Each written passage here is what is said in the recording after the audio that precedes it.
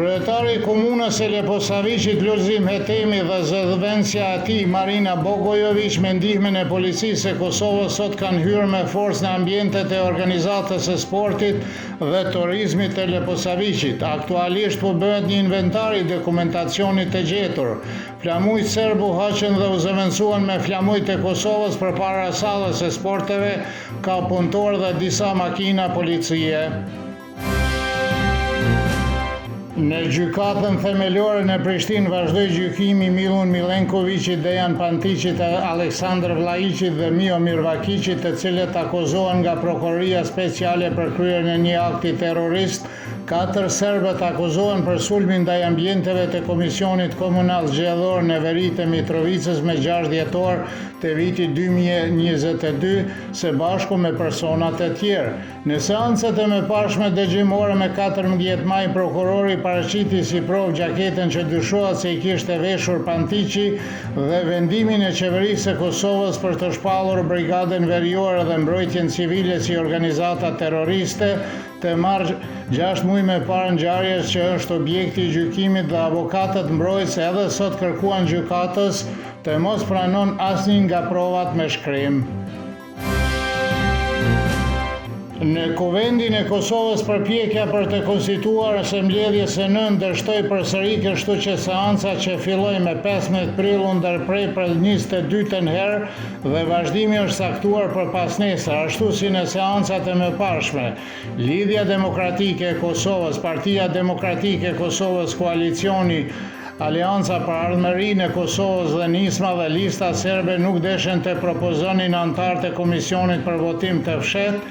Në vazhdimin e dytë të seancës, vetëvendosja propozoi Albulena Haxhiun si kryetare të Parlamentit, e cila nuk mori numër të mjaftueshëm votash në seancat pasuese, kështu që kërkoi që kandidatura e saj të votohej fshehurazi. Deputeti vetëvendosjes Arber Regja i vlerësoi se ekziston një mundësi reale një koalicioni midis vetëvendosjes dhe Iniciative Socialdemokrate Nisma. Regja në një paraqitje e ftuar në televizionin e kanalit 10 deklaroi se deri me tani kishte pasur komunikim midis tyre, por jo të mjaftueshëm për të arritur një marrëveshje konkrete. Nga ana tjetër, deputeti i Nismës Fatmir Lima i thotë se Nisma aktualisht nuk është e interesuar të jetë pjesë e qeverisë me vetëvendosjen, por se do të votonte për qeverinë e udhëhequr nga ajo parti, nëse ajo parti merr postin e kryetarit të Kuvendit të Kosovës. Analisti politik Astrid Gashi vlerësoi se vetëvendosja pa bashkëpunim me Partinë Socialdemokrate Nisma nuk ka shans të formojë qeverinë. Gashi thotë se kur ti është në një njëjtën situatë si kurse ishte koalicioni PAN në vitin 2017, i cili nuk arriti të siguronte shumicën në Kuvend. Diplomati Blerim Canaj beson se Kurti ka dëmsi për të zgjidhur këtë krizën politike, të ndryshojë kandidatin për kryetar të Parlamentit ose të ftoj Partinë Demokratike të Kosovës në koalicion. Canaj thotë gjithashtu se Nisma po kërkon pozicionin e kryetarit të Kuvendit si garanci se Kurti nuk do t'i mashtrojë. Presidentja e Kosovës Vjosa Osmani ka rritur numrin e vizitave jashtë vendit e takimeve me zyrtarët ndërkombëtar, tha historiani Stefan Radojković, vlerëson se kjo është pjesë e fushatës politike para zgjedhjeve së presidentit të Kosovës në prillin e ardhshëm. Radojković thotë se dëshiron të tregojë publikës së Kosovës, ndryshe nga Albin Kurti, që ajo mund të bisedojë me përfaqësues të bashkisë ndërkombëtare, të lidh fraksionet në konflikt midis shqiptarëve të Kosovës dhe ka mbështetjen e diasporës shqiptare. Nëse ajo nuk zgjidhet, ajo me siguri do të mbetet një faktor i rëndësishëm politik, sepse çdo parti do të përpiqej të tërheqte atë në anën e saj një person me peshë të tillë politike, thot Radojković.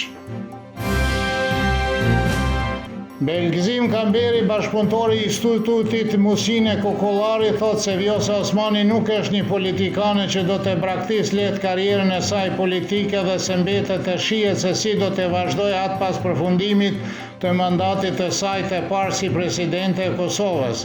Ai vëren se konteksti politik në Kosovë është ndryshe nga i viti 2021, kur Osmani u zgjodh presidente me mbështetjen e Albin Kurtit. Ai kujtoi se ajo kishte mbështetjen indirekte të ish-partisë së saj Lidhjes Demokratike të Kosovës, por se tani do të jetë shumë më vështirë të zgjidhet prapë.